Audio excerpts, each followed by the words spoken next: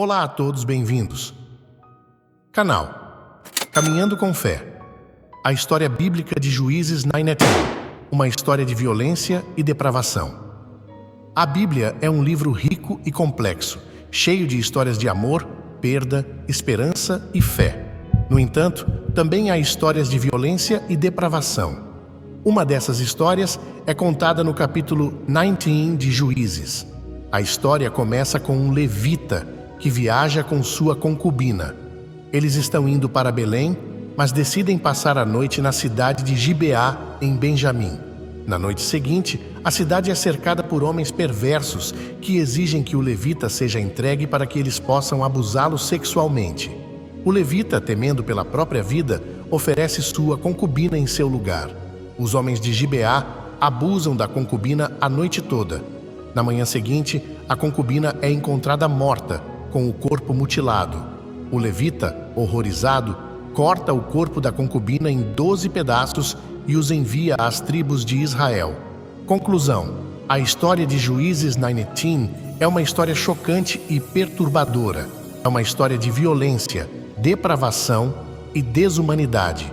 A história também é uma advertência sobre os perigos da apostasia.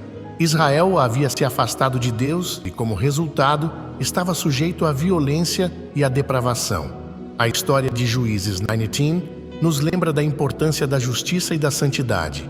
Também nos lembra da importância de mantermos nossa comunhão com Deus. Tópicos: o contexto histórico. A história de Juízes 19 ocorre em um período da história de Israel conhecido como o período dos juízes. Durante esse período, Israel não tinha um rei e, como resultado, estava sujeito à violência e à depravação. Os personagens. A história é centrada em torno de 3 personagens principais: o levita, sua concubina e os homens de Gibeá. O levita é um homem religioso que, no entanto, está disposto a sacrificar sua concubina para salvar sua própria vida. A concubina é uma mulher sem nome que é vítima de violência e abuso. Os homens de Gibeá são perversos e depravados e representam o mal que pode existir no mundo. O significado da história. A história de Juízes 19 pode ser interpretada de várias maneiras. Uma interpretação é que é uma história de advertência sobre os perigos da apostasia. Israel havia se afastado de Deus e, como resultado, estava sujeito à violência e à depravação. Outra interpretação é que a história é uma exploração da natureza humana. A história mostra como as pessoas podem ser capazes de atos de violência e depravação, mesmo quando parecem ser boas e justas. A história de Juízes 19 é uma história chocante e perturbadora que nos ensina muito sobre a natureza humana. Ela nos mostra que as pessoas são capazes de atos de violência e depravação, mesmo quando parecem ser boas e justas. O levita, um homem religioso que deveria representar a bondade e a justiça, está disposto a sacrificar sua concubina para salvar a própria vida.